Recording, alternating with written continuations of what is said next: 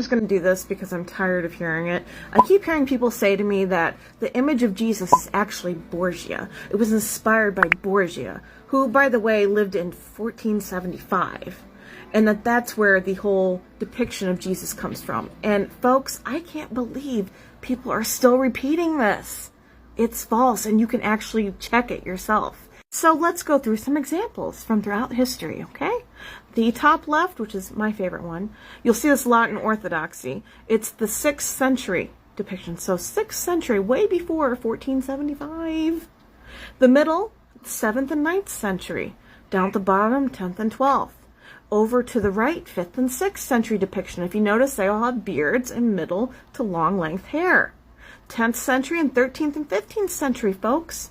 These are all depictions way before Borgia ever even was thought of.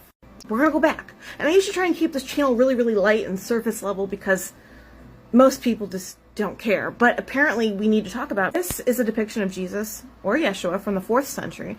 And it's showing the famous story of the woman who touched his garment and was miraculously healed. And if you look at Jesus, he looks very Roman. He has short curly hair, no beard, he's in a tunic, and the woman is grabbing his seat, which would be an indication of his Jewish lineage. This depiction of Jesus is from the 3rd century, and this is him raising Lazarus.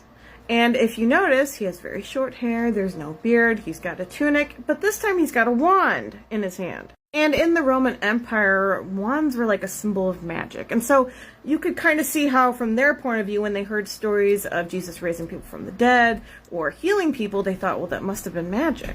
And then you have this image from about 250, and it depicts Jesus as the Good Shepherd. And if you notice, once again, he has short hair and there's no beard, and he's in a tunic, and he's carrying a lamb over his shoulders. Now, this was a very popular depiction with Roman gods. So this was not out of the ordinary. So we don't really know what Jesus looked like.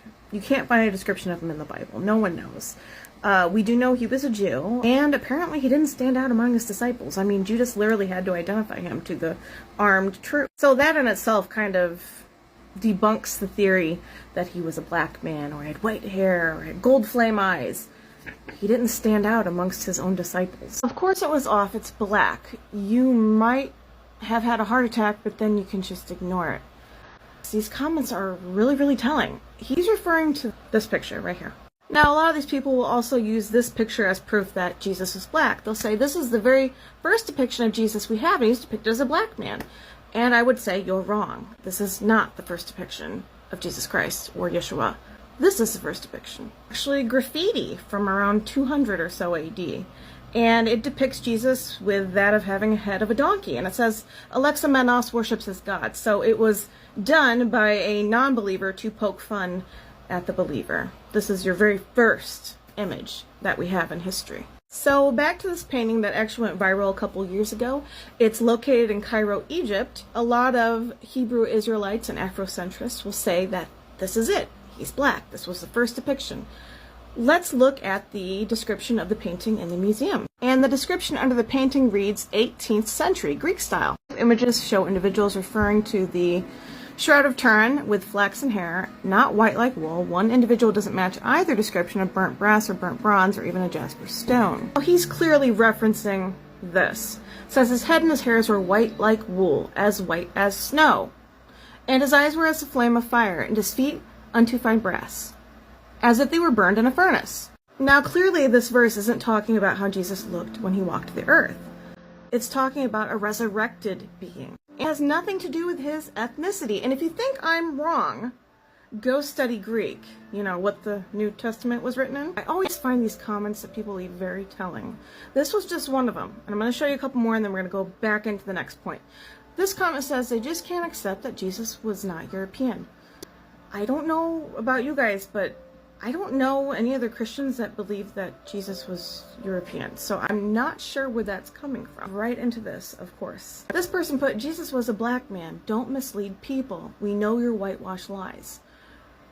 And he's saying this in reference to this. And they will always try and push the interpretation that Jesus was black, and they'll say, see, and they'll point to this verse. And it's wrong. It's wrong. His head and his hairs were white. His head and his hair were white like wool. They were white like wool. The color was white like wool. As white as snow. The color was white as snow. Look at the Greek translations. It has nothing to do with the texture. And so many people want to go down that line. And if you're a baby Christian, or maybe even a Christian who doesn't really know much about the Bible, you'll fall for this hook, line, and sinker. And when you point this out to them, they'll say, but, what about his feet? His feet were like fine brass, as if they had been burned in a furnace. Okay, well, this is what it looks like. Fine brass, melting in a stove. It's glowing. So if we were to read that interpretation as literal and say this is how he looks, he would literally be glowing. It's supposed to be him resurrected.